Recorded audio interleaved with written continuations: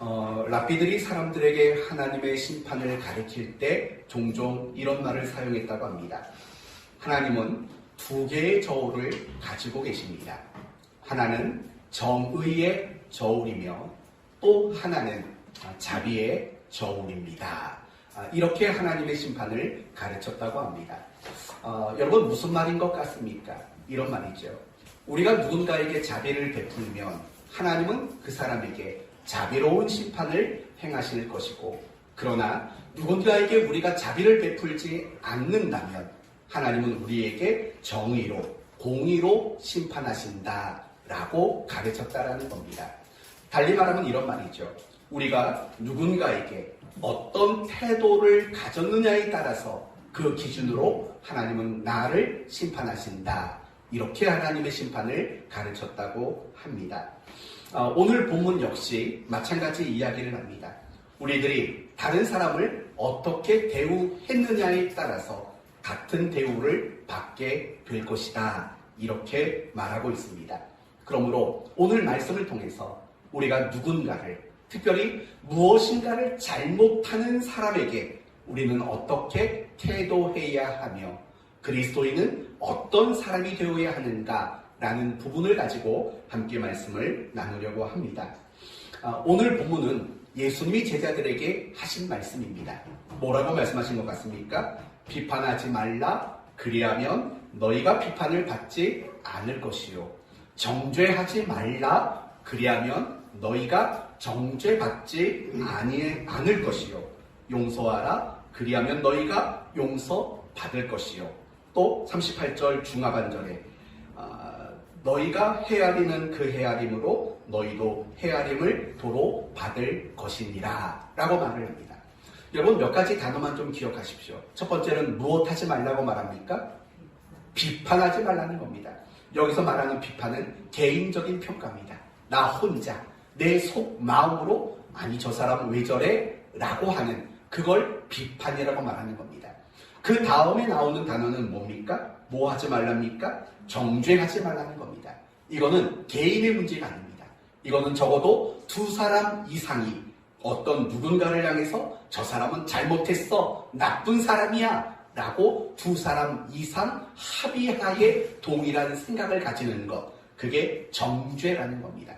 그리고 38절에 나오는 헤아리는 것, 헤아림이라는 말은 이런 뜻인 거죠.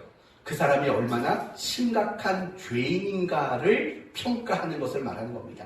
저 사람은 조금 나쁜 사람이야, 또는 저 사람은 아주 나쁜 사람이야, 이런 식으로 그 사람이 어느 정도로 악한 사람인가를 결정짓는 행위, 그게 바로 헤아림이라고 이해할 수 있는 겁니다. 그렇다면 결국 오늘 본문의 이야기는 이런 거죠. 비판하지 말아라, 정죄하지 말아라, 누군가를 헤아리지 말아라, 그리고 도리어 그 사람을 향해 무엇을 베풀라는 겁니까? 용서를 베풀어라, 용서하라 라는 말씀인 겁니다. 그렇다면 우리가 이 말씀을 통해서 첫 번째 알 수 있는 것은 이런 겁니다.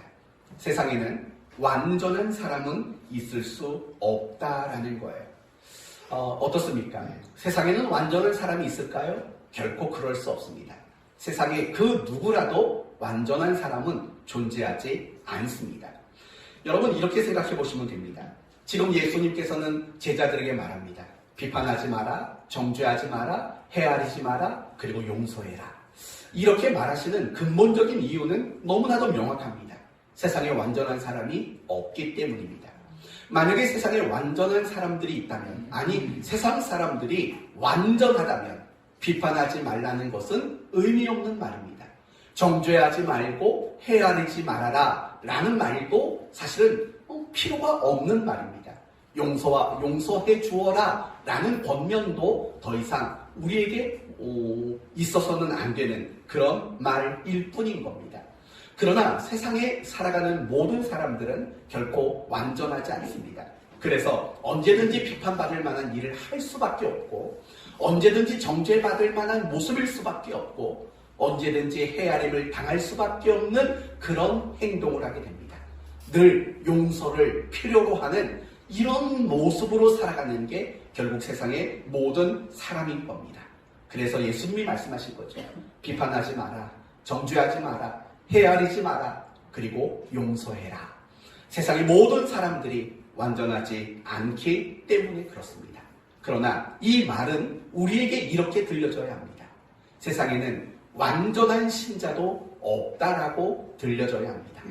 인류 역사상 완전한 신자는 존재한 적이 없었습니다. 여러분, 설교의 황제로 손꼽혔던 찰스 스펄전 목사님을 아실 겁니다. 어느 날 한 청년이 스펄전 목사님을 찾아와서 이렇게 얘기를 했습니다. 목사님, 목사님이라면 완전한 교회가 어디에 있는지 알 거라 여기고 찾아왔습니다. 제가 완전한 교회를 찾으려고 런던 여기저기를 찾아다녔지만 아직까지 완전한 교회를 찾지 못했습니다. 어디에 가면 완전한 교회를 찾을 수 있겠습니까? 알려주십시오. 내가 그 교회 가서 누구보다도 열심히 신앙생활 하기를 원합니다. 청년이 이렇게 말을 했답니다. 이 말을 듣고 스펄전 목사님은 이렇게 얘기를 했답니다. 사실 나도 잘 모르겠네. 나도 사실 잘 모르겠네. 나도 아직 찾지 못했다네. 그러면서 이렇게 말했답니다. 혹시라도 자네가 완전한 교회를 찾거든 내게 꼭 알려주기 바라네. 그러면서 한마디 덧붙였답니다. 그런데 완전한 교회를 찾거든 자네는 그 교회에 출석하지 말게 라고 말했답니다. 그러면서 마지막으로 이렇게 말을 했지요. 자네가 출석하는 동시에 그 교회는 더 이상 완전한 교회가 될 수 없다네 라고 말을 했다는 겁니다. 여러분, 이 스펄전 목사님의 이야기가 무엇을 우리에게 말하는지 아시겠죠? 세상에는 완전한 신자가 없다는 겁니다. 그리고 너무나도 당연한 말인 것이죠. 완전한 교회도 있을 수가 없다는 겁니다. 여러분에게 조금 전에 말씀을 드린 대로 인류 역사상 완전한 신자는 존재해 본 적이 없습니다. 여러분, 죽음을 경험하지 않았던 사람이 성경에 있지요? 두 사람 정도 있는 것 같아요. 누가 있습니까? 죽지 않고 천국에 간 사람. 에녹이 있고 또 하나는 엘리야가 있죠. 에녹은 죽지 않고 천국에 올라갔습니다. 여러분, 그렇다면 에녹은 완전한 신자였을까요? 사실은 그렇지 않습니다. 그러면 방주를 만들어 세상을 구원한 의인이라고 칭함을 받았던 노아는 어떻습니까? 그 사람은 완전한 신자였을까요? 절대 그렇지 않습니다. 나중에 방주 사건이 끝난 후에 술 먹고 빨개 벗고 있다가 끔찍한 저주가 임하는, 후손들에게 저주가 임하는 그런 일들을 만들지 않았습니까? 그렇다면 믿음의 조상이라고 불려졌던 아브라함은 완전한 신자였을까요? 역시 그렇지 않습니다. 아브라함은 꽤 거짓말을 잘했던 사람이고, 아브라함은 꽤 인간의 꾀를 이용했던 사람이 아브라함이기도 합니다. 그럼 이스라엘 백성들을 애굽에서 구원해낸 모세는 완전한 신자였을까요? 역시 아닙니다. 그 역시 혈기를 많이 부렸던 사람입니다. 이스라엘 백성들을 가나안 땅으로 인도해 신자였을까요? 아닙니다. 그가 이스라엘의 리더가 된 그 순간에 그의 모습은 두려움과 절망감에 빠져있는 모습이었습니다. 결코 완전한 신자의 모습은 아니었던 겁니다. 그러면 다윗은 어떻습니까?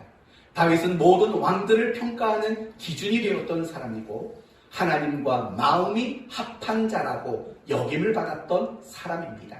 그렇다면 다윗은 완전한 신자였을까요? 결코 그렇지 않습니다. 다윗은 살인을 저질렀고 간음을 저질렀습니다. 자식 농사도 제대로 짓지 못했던 사람이 바로 다윗이라는 사람입니다. 베드로는 어떨까요?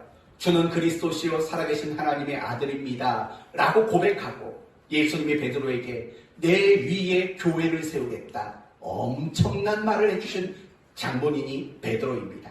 그러면 베드로는 완전한 신자였을까요? 역시 베드로도 완전한 신자가 될 수 없었습니다.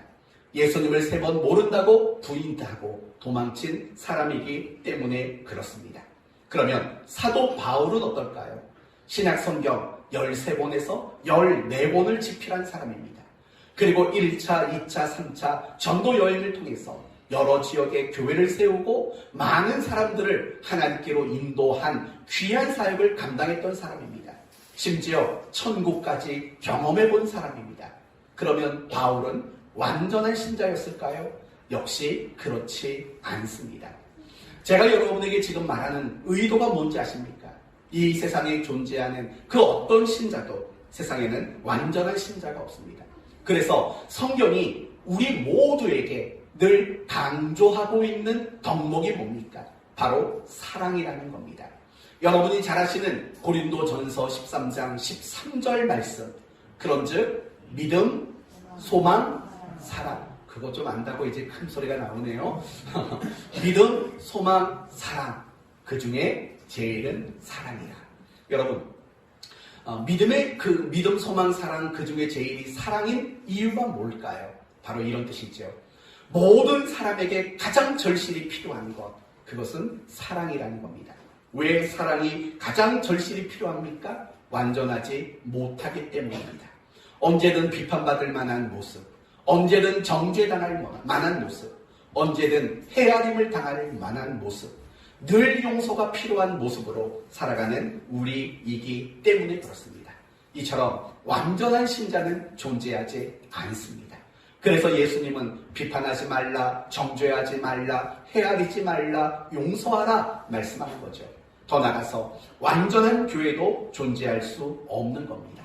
인류 역사 가운데 수없이 많은 교회들이 있었습니다. 그 어떤 교회도 완전했던 교회가 없습니다. 많은 그리스도인들이 이런 말을 합니다. 초대교회로 돌아가자. 예루살렘 교회처럼 되자라고 슬로건을 가지고 외쳤습니다. 그러나 이 초대교회 역시 완전한 교회는 아니었습니다. 위선이 있었고, 다툼이 있었고, 갈등이 있었고, 더 나아가서 불신이 있었던 교회가 바로 초대교회였기 때문에 그렇습니다. 역사상 단 한 교회도 완전한 교회는 있지 않았습니다.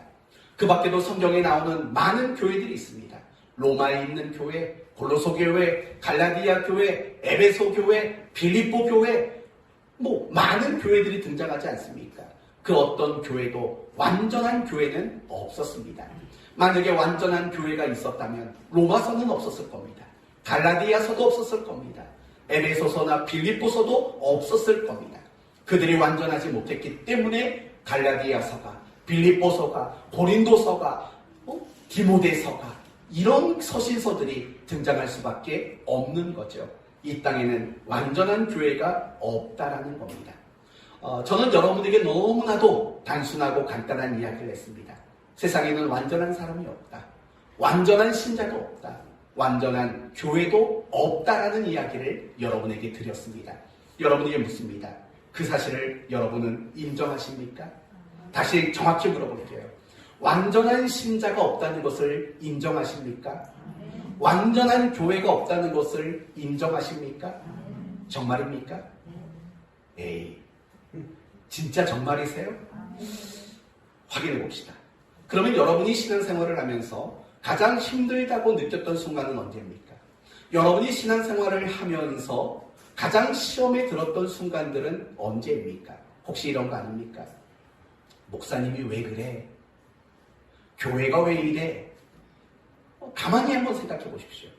여러분이 교회를 다니면서, 여러분이 신앙생활을 하면서 마음에 시험이 들었던 순간들, 마음이 괴로웠던 순간들이 언제입니까? 집사님이 왜 그래? 권사님이 왜 그래? 장로님이 왜 그래? 목사님이 왜 그래? 목자가 왜 그래? 혹시 이런 것들 때문에 힘들고 지쳐봤던 적은 없습니까?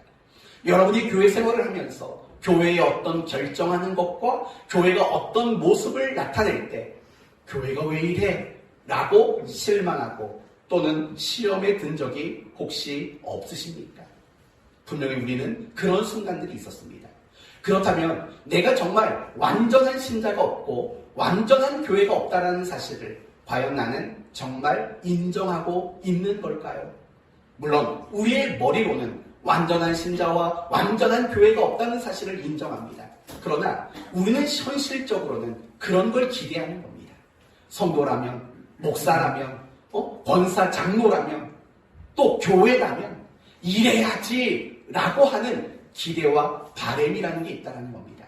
어떤 면에서 그런 기대와 그런 바램들은 어쩌면 우리가 품어야 할 생각, 그 이상의 생각들이라는 것도 우리는 놓치지 말아야 합니다. 여러분이 꼭 알아야 되는 게 있습니다. 그게 뭐냐면 신자든 교회든 신생아로 태어난다라는 점입니다. 여러분 이 말을 잘 이해하셔야 돼요. 우리가 신자가 되는 것은 우리가 신생아로 태어나는 것입니다. 교회가 이 땅에 세워지는 것은 신생아로 교회가 이 땅에 태어진다라는 거예요. 여러분 아담과 하와는 어른으로 성인으로 태어났을까요? 아기로 태어났을까요? 아담과 하와는 어떻게 태어났을까요? 당연히 성인으로 태어났겠죠. 건강한 젊은이로 태어났겠죠. 그러나 신자와 교회는 절대로 어른으로 태어나질 않습니다. 신자와 교회는 반드시 신생아의 모습으로 시작된다는 사실을 우리는 알아야 되는 겁니다. 그런 말이 성경에 어디에 나와 있냐고요? 고린도후서 5장 17절 말씀이 바로 그런 말씀입니다. 그런즉 그리스도 예수 안에 있으면 무엇이라? 새로운 피조물이다. 이전 것은 지나갔으니 보라 새 것이 되었도다. 바로 이 말이 그런 뜻인 거예요. 신자는 신생아로 태어나고 교회도 역시 신생아로 태어나게 된다는 겁니다. 다시 말한다면 우리의 존재는 고쳐지고 수리되어서 새롭게 된 존재가 아니라 예수 그리스도와 함께 죽었다가 다시 태어난 옛 사람과 전혀 연속성이 없는 의와 진리와 거룩함으로 지음받은 새 사람으로 우리는 출발하게 된다는 겁니다. 그런데 왜 우리에게는 의와 진리와 거룩함을 나타내지를 못할까요? 바로 그 이유가 신생아로 태어나기 때문에 그렇습니다. 성도 여러분, 여러분이 아기를 처음 낳았을 때 생각을 해보십시오. 아기를 처음 낳습니다. 사람을 낳은 거 맞죠? 인간을 낳은 게 맞습니다. 그러면 그 아기를 보면서 이렇게 질문해 보십시오. 과연 인간 노릇을 합니까? 좀 너무 과한가요, 말이? 아기가 태어났는데 태어난 그 아기가 사람 구실을 하는 거 혹시 보셨습니까? 전혀 우리가 생각하는 사람 구실을 하지 못합니다. 부모가 옆에서 식사를 해도 똥을 싸서 그냥 냄새를 풍기고 부모가 피곤해서 잠이 들었는데도 자기 배고프다고 젖 달라고 울어대는 거, 우리가 인간적으로 본다면 사실은 사람 구실을 하나도 하지 못하는 겁니다. 그게 너무나도 당연한 거 아닙니까? 그렇다면 그런 관점으로 신자를 보시고 그런 관점으로 우리는 교회를 봐야 된다는 겁니다. 신자가 됐고 교회가 되었다는 것은 갓난 아이로 이 땅에 태어나는 겁니다. 그래서 신자다운 구실을 못할 수밖에 없고 교회다운 구실을 또 못할 수밖에 없는 것은 사실은 너무나도 당연한 것입니다. 그래서 교회 안에는 예수 믿는 거짓말쟁이가 있을 수 있는 겁니다. 그리고 예수 믿는 까칠한 사람이 있을 수 있는 거예요. 예수 믿는 악당도 있을 수 있는 겁니다. 예수 믿는 음란한 사람도 있을 수 있는 거예요. 예수 믿는 못된 사람도 있을 수 있는 거예요. 예수 믿는 몰지각한 사람도 있을 수 있는 거예요. 예수 믿는 말실수 많은 사람도 교회 안에는 얼마든지 있을 수 있다라는 거예요. 여러분, 제가 이런 말을 하는 이유가 뭐냐면 우리가 교회 안에서 어떤 말실수를 하고 몰상식한 행동을 하고 또 경우에 없는 모습을 나타내는 거, 이게 당연하다, 이걸 강조하는 게 사실은 제 의도는 아닙니다. 제가 여러분에게 강조하려는 첫 번째 의도는 이겁니다. 예수를 믿는 것과 도덕성은 별개의 문제라는 겁니다. 예수를 믿는 것과 성격은 별개의 문제라는 겁니다. 예수를 믿는 것과 인간성은 별개의 문제라는 겁니다. 여러분, 이 말을 이해하시겠습니까? 다시 한번 갓난아이를 가지고 얘기를 해봅시다. 여러분, 갓난아이를 보면서 도덕성을 논하십니까? 생각해봐요. 갓난아이, 그 아기를 놓고 도덕성을 논하는 사람 혹시 보셨습니까? 또는 왜냐면 애기는 아무거나 집어먹잖아요. 지 것도 아닌데 집어먹어요. 그러면 그런 애기를 보면서 넌 도덕성이 엉망이구나. 혹시 이렇게 말하는 분이 계십니까? 또 묻습니다. 여러분은 갓난 아기를 보면서 성격을 논하십니까? 자기가 배고프다고 울고 기저귀 안 갈아준다고 불편해서 울어대는 아기를 보면서 너 성격 못됐구나 이렇게 말하는 어른 부모 혹시 계십니까? 또 묻습니다. 여러분은 갓난 아기를 보면서 인간성이 별로라고 그렇게 논해보신 적이 있으십니까? 그러지를 않습니다. 갓난 아기 때는 그 아이에게 어떤 도덕성이나 인간성이나 어떤 성품을 말하거나 논하지 않습니다. 마찬가지라는 거예요. 우리가 우리 신자를 보고 우리가 우리 교회를 볼 때도 사실은 이 부분을 엄격하게 구별 지을 줄 알아야 하는 겁니다. 그렇다면 예수를 믿는 사람에게 도덕성과 인간성과 성품이 상관없다라는 겁니까? 그 일에 대해서 무책임하다는 겁니까? 그렇지 않습니다. 1차적으로는 무관하지만 예수 믿는 자에게는 도덕성과 인간성과 인격과 성품이라는 것을 더 갖추어 가야 하는 책임은 분명히 있다는 겁니다. 말이 너무 복잡한 것 같습니다. 다 잊어버리십시오. 적어도 우리가 한 가지 기억할 것은 그겁니다. 누구를 보면서든 완전함을 기대하지 마십시오. 누군가를 바라보면서 완전하지 못한 것 때문에 상처받고 완전하지 못한 것 때문에 시험에 드는 그런 일들이 없기를 바랍니다. 교회를 바라보면서 완전한 것들을 기대하지 않으시기를 바랍니다. 교회의 부족한 것들, 교회의 흠을 바라보면서 시험에 들지 않는, 적어도 비난하고 정죄하는 일들을 하지 않는 여러분이 되시기를 바랍니다. 여러분에게는 오직 무엇뿐일까요? 용서뿐인 겁니다. 적어도 저는 여러분 모두가 누군가를 바라보며 비난하고 정죄하지 않는 이런 그리스도인의 모습이 되어지기를 바랍니다. 왜냐하면 평생 저든 여러분이든 완전한 신자가 될 수 없기 때문입니다. 교회도 역시 완전한 교회가 될 수 없기 때문에 그렇습니다. 우리는 이미 이러한 모습들을 이미 많이 겪었습니다. 그러나 중요한 것은 앞으로도 완전하지 못한 신자를 볼 거고 앞으로도 완전하지 못한 교회를 여러분은 경험하게 될 겁니다. 그러면 그럴 때 우리는 과연 어떻게 해야 할 것인가? 바로 오늘 본문이 그것에 대한 답을 주고 있습니다. 비난하지 말아라. 정죄하지 말아라. 헤아리지 말아라. 그리고 무엇을 하라고 단 한 가지를 이야기합니다. 뭘 하라고 말합니까? 용서하라 라고 이야기를 합니다. 용서라는 말을 쉽게 말하면 이해와 너그러움을 이야기하면 될 것 같습니다. 우리는 서로 용서해야 돼요. 서로의 그런 모습들을 보면서 이해하고 너그러운 마음을 우리 모두는 가져야 한다고 말하고 있는 겁니다. 그렇다면 여러분은 어떻습니까? 비난하고 정죄하고 헤아리는 성도의 모습이십니까?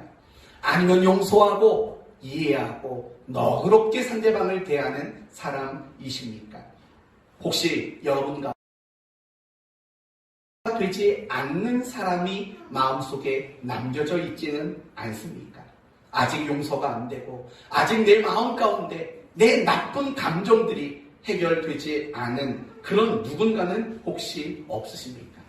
여러분에게 어떤 큰 실수를 한 사람, 여러분의 마음을 아프게 한 사람, 여러분의 마음에 깊은 상처를 낸 사람, 여러분에게 손해를 끼친 사람, 여러분을 미워하는 사람, 여러분에게 악한 말을 하는 사람, 여러분에게 고통을 준 사람, 여러분의 인생을 망가뜨린 사람, 여러분을 수치스럽고 억울하게 만든 사람, 그 사람이 누구이든 우리 모두는 용서할 수 있는 사람이 되어야 한다라는 겁니다.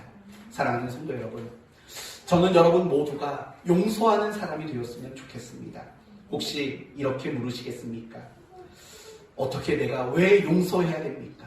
왜 용서해야 합니까? 라고 물으시겠습니까? 그러면 두 가지로 여러분이 용서해야 되는 정당한 이유를 설명하겠습니다. 첫째는 여러분 자신을 위해서 용서하셔야 합니다. 오늘 본문 37절을 보십시오.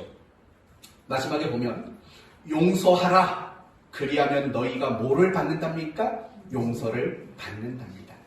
내가 누군가를 용서하면 나도 용서를 받는 거예요. 여러분, 이 말은 무슨 말이냐면 용서는 결국 누구에게 유익을 준다는 걸까요?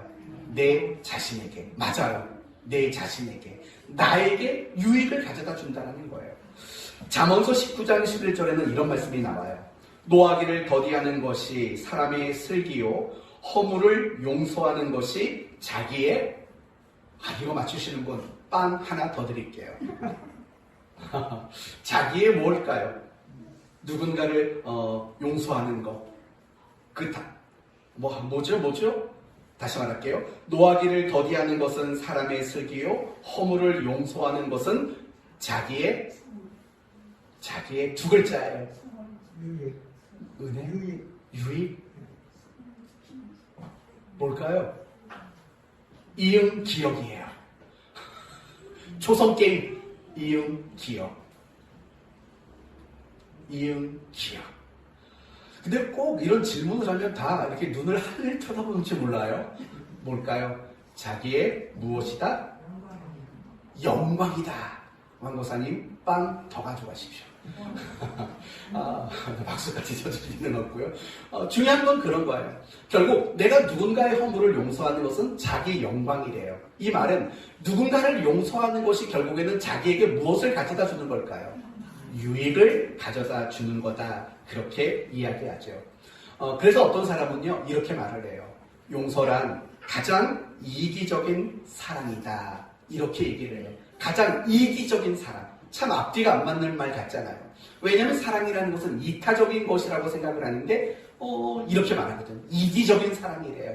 왜냐하면 내가 누군가를 용서하는 것은 그 속에는 나에게 대한 어떤 이익과 혜택이 주어지기 때문에 그래요. 맞아요. 용서는요 남에게 혜택을 주기 이전에 나에게 먼저 혜택을 주는 거예요. 용서는요 남에게 어떤 유익을 주기 이전에 나에게 먼저 유익을 주는 거예요.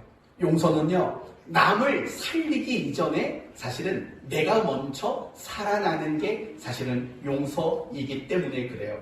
그래서 어떤 분이 용서를 이렇게 묘사를 했는데 저는 마음에 쏙 와 닿았어요. 이렇게 말했어요. 당신이 독사에게 물렸다면 가장 먼저 뭘 하시겠습니까? 1번 달려가서 그 독사를 잡아 죽인다. 2번 빼낸다. 당신 같으면 어떻게 하시겠습니까? 라고 이 사람이 얘기를 했어요. 여러분의 대답은 뭐예요? 달려가서 독사를 잡아 죽인다. 아니면 내 몸에 들어온 독을 빼내겠다. 당연히 두 번째 게 먼저예요. 그게 바로 용서다. 이렇게 말을 하는 거예요. 우리는요 자꾸 누군가에게 물렸을 때 그 사람을 쫓아가서 잡아 죽이려고 한다고요. 그렇잖아요. 이게 어떤 걸 말하는 건지 머리로 이해가 되시죠? 그러나 그건 굉장히 어리석은 거예요.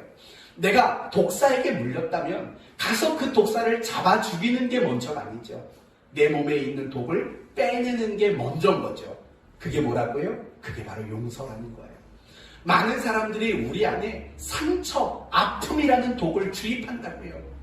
그런데 우리는 어리석게도 달려가서 그 사람을 죽이려고 하고 그 사람을 물어뜯으려고 한다고요. 그건 나를 죽도록 방치하는 거예요. 왜냐하면 내 안에는 그 사람에게 물린 독이 가득하게 퍼지고 있거든요. 먼저 할 일은 내 안에 들어온 독을 빼내는 일이에요. 그 방법이 바로 용서라는 방법이라는 거예요. 이걸 어떤 상담 사례를 근거로 여러분이 예를 하나 드릴게요. 예전에 한번 말씀을 드린 것 같은데 한 중년 여성의 이야기예요. 이 중년 여성은요 25년간 남편을 사랑하고 남편을 존경하면서 그렇게 행복하게 살았어요. 정말 행복하게 살았어요. 그러던 어느 날 이 남편이 암 말기 판정을 받고 임종을 코앞에 두게 되었어요. 얼마나 마음이 속상했겠습니까? 그런데 임종이 다가온 어느 날 이 남편이 아내에게 이렇게 말을 합니다. 여보, 내가 정말 마지막으로 죽기 전에 소원이 하나 있는데 당신이 그 소원을 꼭 좀 들어줬으면 좋겠어 라고 말했답니다. 이 말을 듣고 그 여자분은 말해보라고, 내가 뭔들 못해주겠냐고, 말을 하고 기다리고 있었습니다. 그때 죽어가는 남편의 입에서 이런 말이 떨어졌다고 합니다. 사실은 내가 수년 전부터 만나오던 여자가 하나 있어. 왜 웃으세요? 이건 너무 심각한 얘기인데, 막 눈물 날 얘기인데, 내가 몇 년 전부터 만나오던 여자가 있는데 죽기 전에 그 여자 한 번만 만나보고 싶어 라고 얘기를 했다고 해요. 그 말을 듣고요, 이 여자분이 실신을 했대요. 너무 충격을 받아서. 자기는 남편이 자기만 사랑하고 우리 가족만 사랑하는 사람이라고 믿고 25년을 같이 살았거든요. 근데 몇 년 전부터 외도를 했던 거예요. 근데 죽기 코앞에 놔두고 그 여자가 보고 싶다고, 만나게 해달라고 얘기를 한 거예요. 그러니 안 쓰러지겠냐고요. 그리고 며칠 뒤 그 남편은 세상을 떠났습니다. 근데 그때부터, 그 말을 듣는 순간부터 이 여인의 마음속에는 극심한 분노심이 찾아왔고 매일매일마다 숨이 멎는 것 같은 그런 공포심 속에 그 여인이 살았다고 합니다. 그러던 어느 날 기독교 상담 프로그램에 참여할 수 있게 되었고 그곳에서 많은 것들을 배웠고 용서를 제안받았다고 합니다. 그래서 용서하기가 쉽진 않았지만 마음속으로 그 남편을 용서하기로 마음을 먹었답니다. 그런데 그 순간 놀라운 일이 일어났답니다. 마음에 있었던 그 극심했던 분노심이 잦아들기 시작했고 조금씩 숨을 쉴 수 있게 되었다고 합니다. 성도 여러분, 이 이야기도 사실은 같은 맥락인 거예요. 내가 어떤 사람에게 물려 내 몸에 독이 퍼졌을 때 그 독을 치유할 수 있는 정말 특효약은 사실은 용서밖에 없어요. 여러분, 전 세계 가운데 우리나라에만 있는 의학 용어가 하나 있습니다. 질병 이름이 하나 있습니다. 뭔지 아십니까? 영어로는 뭔지 아세요? 화병. 네, 영어로는 그냥 화병이에요. 우리나라 고유의 질병이라서 유독 우리나라 사람에게 화병이 있다고 합니다.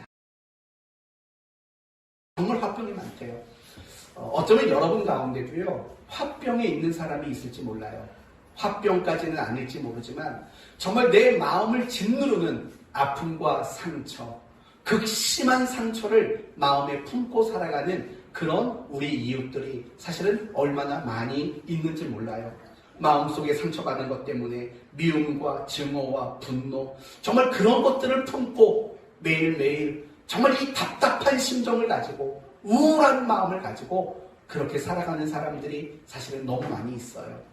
혹시나 여러분 가운데 그런 분이 안 계실까 또 걱정도 되는 것은 사실입니다. 그렇다면 여러분, 이유는 뭘까요?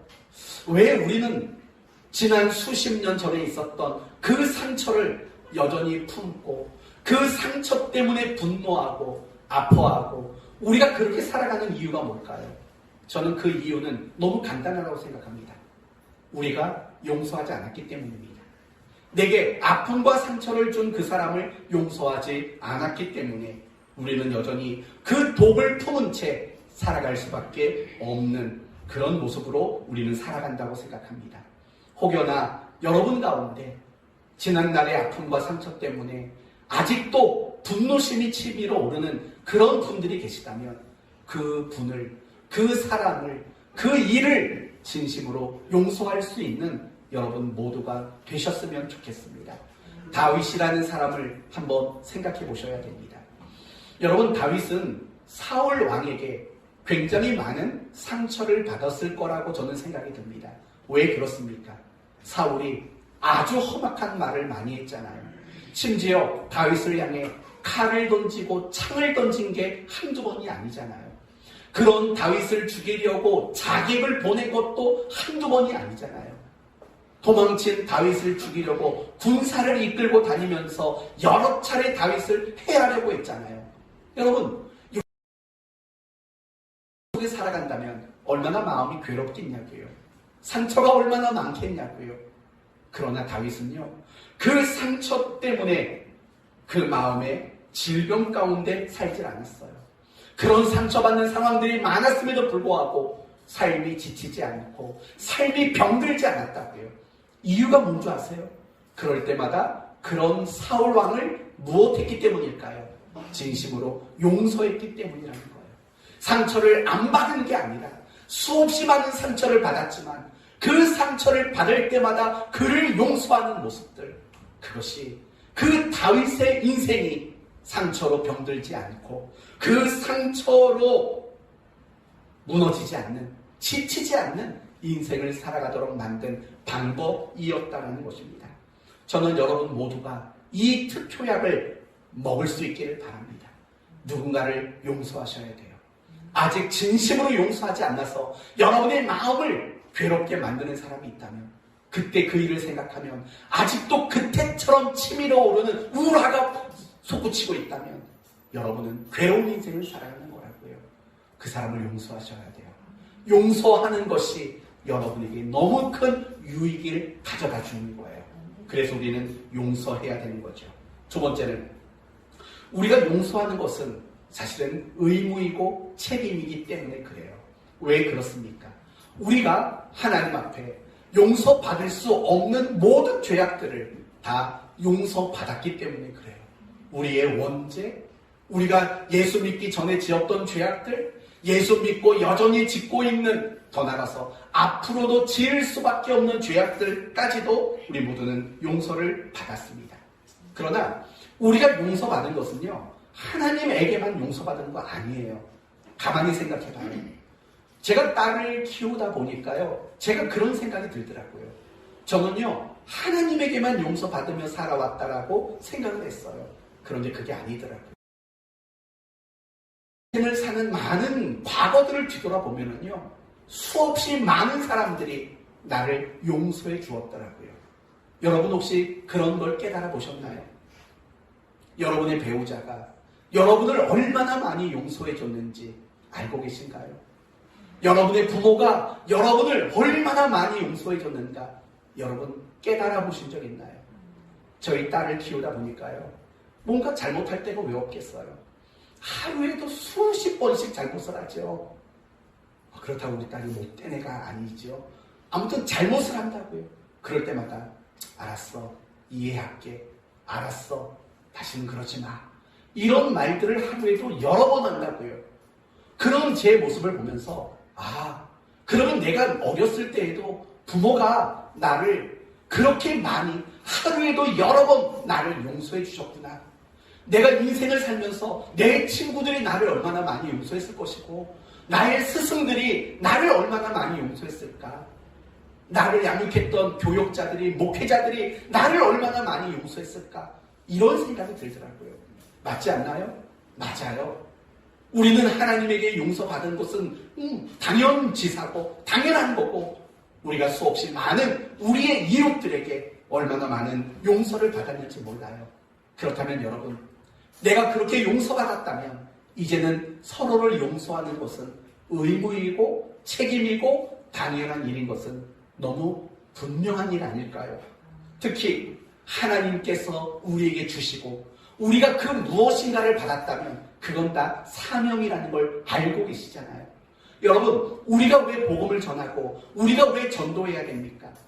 이유는 우리가 누군가로부터, 하나님을 통해서 누군가로부터 복음을 먼저 들었기 때문에 그래요. 그래서 하나님께 받은 모든 것은 다 사명으로 직결되는 거예요. 내가 왜 서로를 사랑해야 되지요? 하나님께 사랑을 받았기 때문에, 하나님께 받은 그 사랑은 곧 사명으로 직결되기 때문인 거예요. 내가 왜 용서해야 되냐고요? 내가 하나님께 용서를 받았고 하나님을 근거로 누군가에게 용서받았기 때문에 그 용서는 사명으로 직결될 수밖에 없는 거예요. 하나님께 받은 모든 것은 다 사명으로 직결이 돼요. 내가 물질을 받았다면 그 물질도 사명으로 직결이 되는 거고, 내가 건강을 받았다면 그 건강도 사명으로 직결될 수밖에 없는 거예요. 내가 어떤 달란트, 어떤 재능, 이런 걸 하나님께 받았다면 그것도 역시 우리는 사명으로 직결된다는 사실을 잊지 말아야 돼요. 용서가 그렇다라는 거예요. 그래서 골로새서 3장에는 이런 말이 나와요. 서로 용납하여 피차 용서하되 주께서 너희를 용서하신 것 같이 너희도 그리하고 주께서 너희를 그리하라고 말해요. 에베소서 4장에도 서로 친절하게 하며 불쌍히 여기며 서로 용서하기를 하나님이 그리스도 안에서 너희를 용서하신 것 같이 하라 라고 말한다고요. 하나님이 너희를 용서하신 것 같이 하라 라고 말하는 거죠. 우리 모두에게는 이런 용서의 의무가 주어진 거예요. 용서의 책임이 우리 모두에게 주어졌다는 거예요.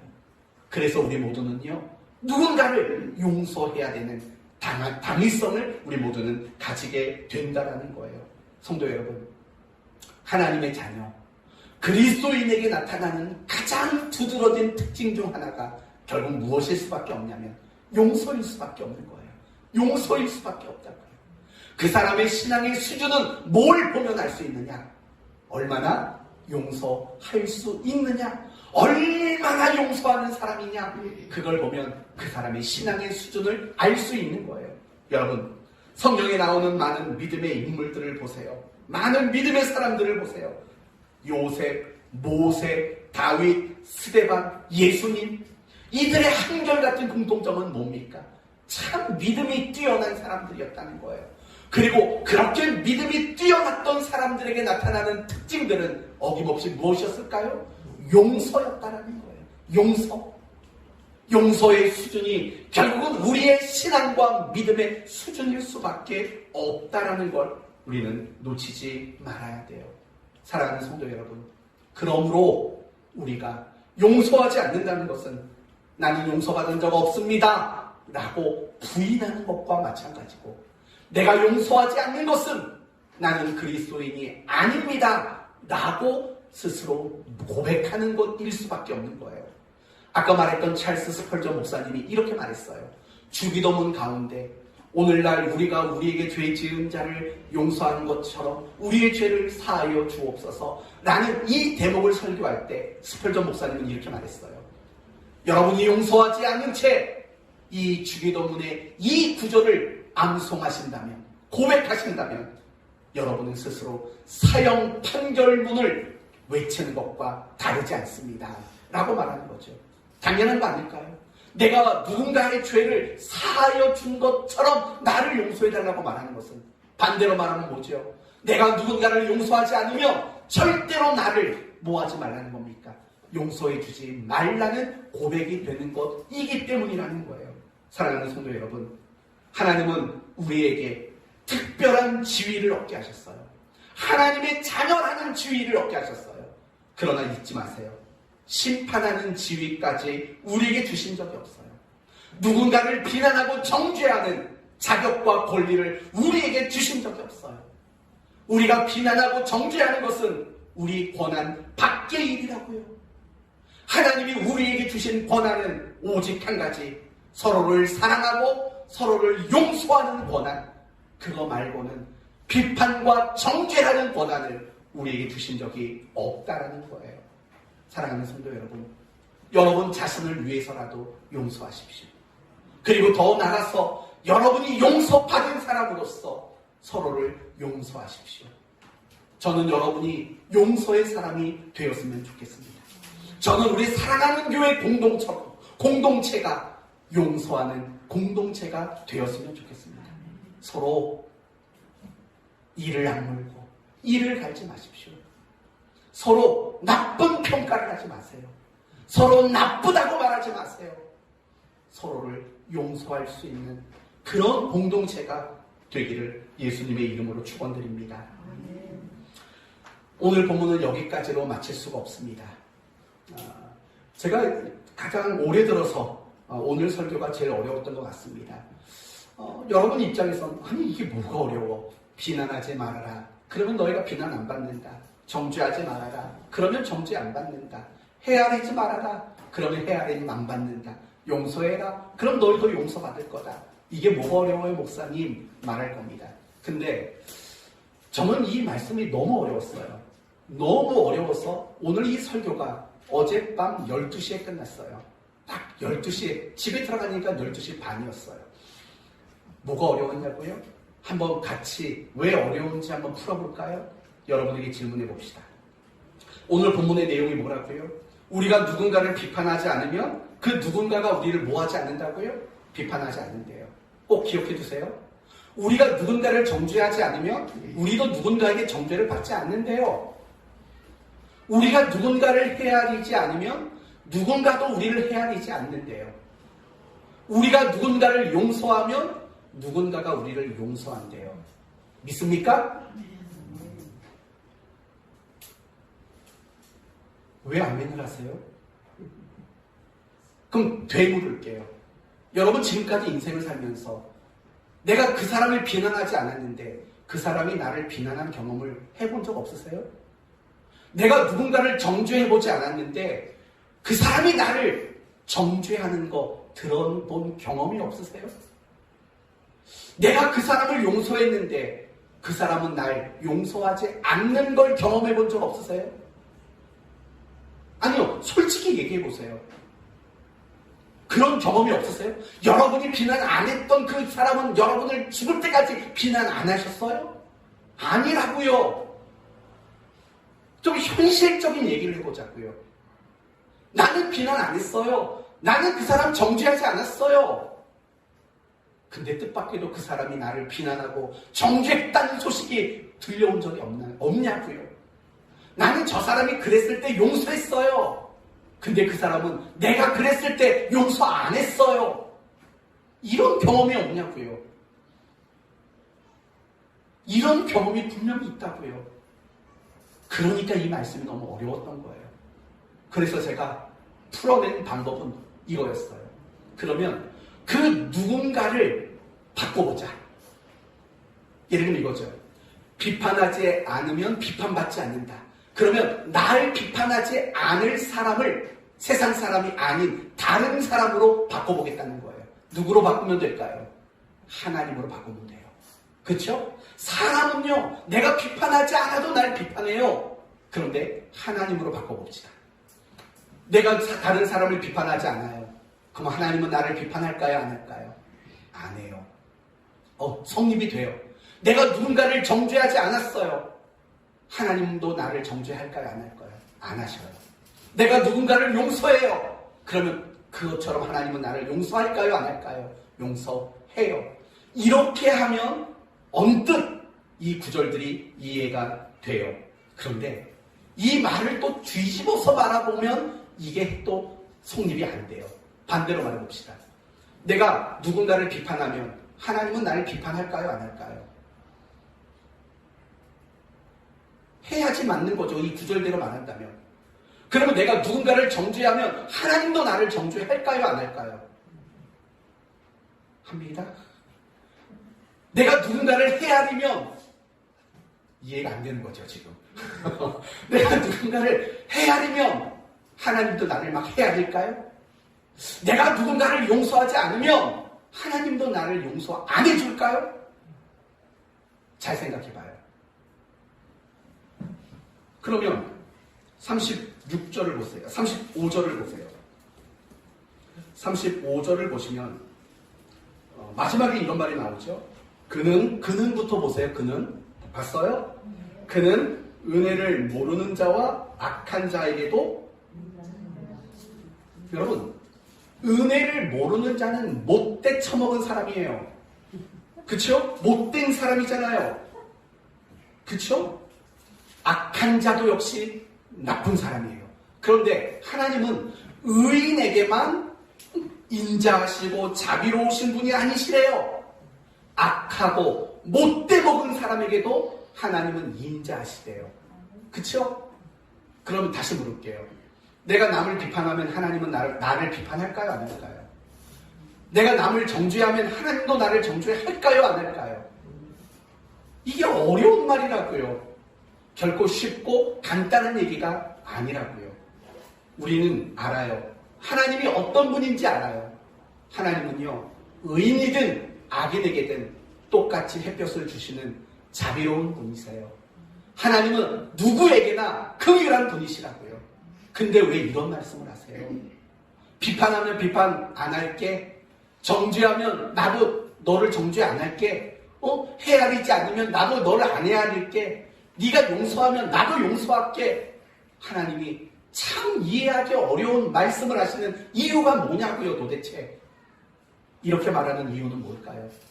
이유는 너무 간단해요. 우리 모두가 자비로운 사람이 되라고 말하는 거예요. 이걸 이렇게 이해하시면 돼요. 여러분도 한 번쯤은 이런 말을 해보신 적 있을 것 같아요. 자식이 학교 보내놨더니 공부는 안 하고 맨날 자고 친구들이랑 말썽만 피워요. 어느 날 학교 선생님이 전화가 왔네요. 부모님, 어머님이시죠? 얘가 자꾸 수업 시간에 잠만 자고 말썽만 피우네요. 엄마가 뿔따구가 나겠어요? 안 나겠어요? 뿔따구가 나죠. 집에 돌아온 그 아이 앉혀놓고 이렇게 말합니다. 너 그따구로 하려면 학교 때려쳐. 이런 말 해본 적이 있잖아요. 그쵸? 공장에 가서 돈이나 벌어와. 나쁜 의도로 말하는 건 아니고 아무튼 이런 말 해본 적이 있다고요. 그럼 여러분, 그게 어떤 의도로 말하는 거예요? 학교를 때려치라는 게 여러분의 의도로 말하는 건가요? 정말 공장에 가서 일이나 하는 게 여러분의 의도인가요? 아니잖아요. 여러분이 그렇게 말하는 진짜 의도는 뭐예요?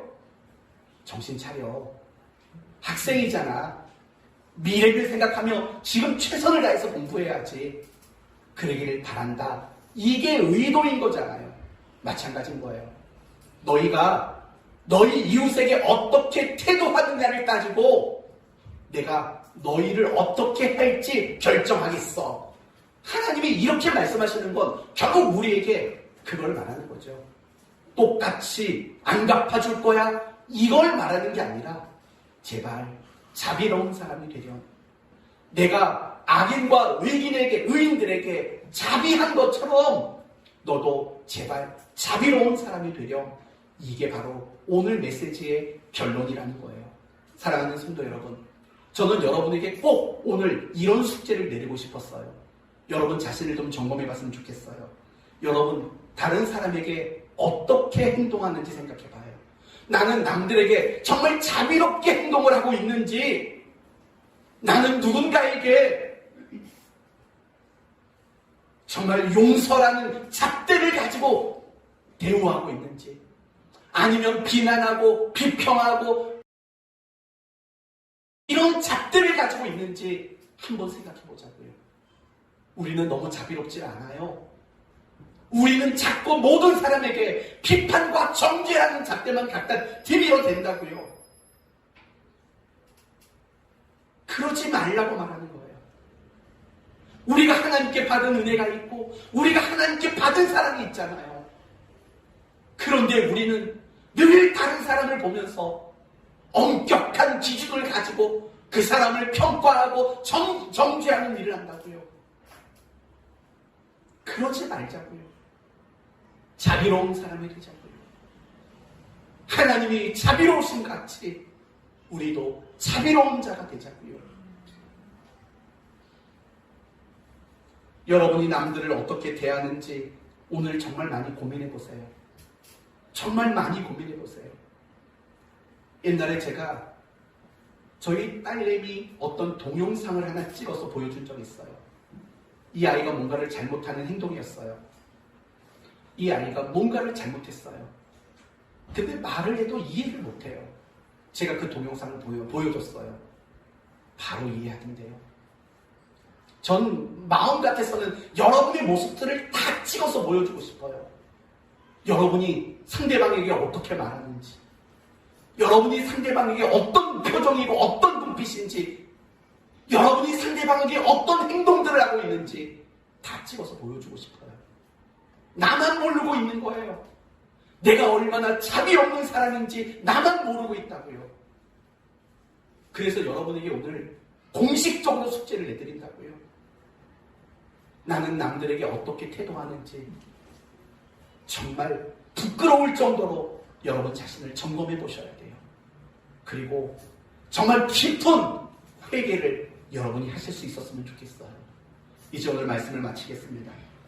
완전한 사람, 완전한 신자, 완전한 교회는 없어요. 그렇기 때문에 우리는 비판과 정죄와 헤아림을 해서는 안 돼요. 오직 우리가 할 일은 용서하는 일 말고는 없어요. 하나님은 의인과 악인들 모두에게 자비로우셔요. 그리고 그분이 그 자비로우심으로 우리를 하나님의 자녀가 되게 하셨고 이 자리에 있게 하셨어요. 그리고 그런 우리에게 하나님이 말씀하셔요.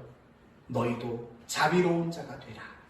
바로 이것이 그리하면 너희도 라는 말의 의미인 겁니다. 이 한 주간 살아가시면서 하나님의 자비로우심 같이 여러분도 자비하심을 모든 사람에게 나타나게 되시기를 예수님의 이름으로 축원드립니다. 아멘. 기도합시다. 하나님 감사합니다. 세상에 완전한 사람이 없습니다. 내 남편도 내 아내도 내 부모 자식도 완전하지 않습니다. 이 앞에 서 있는 목사도 장로도 권사도 집사도 성도도 교회도 완전하지 않습니다. 완전한 걸 기대하지 않게 하시고 비난과 정죄가 아닌 오직 용서의 마음을 품게 하시옵소서. 그 용서는 나에게 유익을 주는 것이고 그 용서는 용서받은 자로서 마땅히 해야 되는 책임입니다. 우리가 용서의 사람, 자비의 사람이 될 수 있도록 함께해 주옵소서. 그래서 오늘 하루 정말 내 모습이 어떠했는지 곰곰이 생각하고 깊은 회개가 생길 수 있는 하루가 되게 하시어 이 한 주간을 자비로운 자로 살아낼 수 있도록 축복해 주옵소서. 예수님의 이름으로 기도 올려옵나이다. 아멘.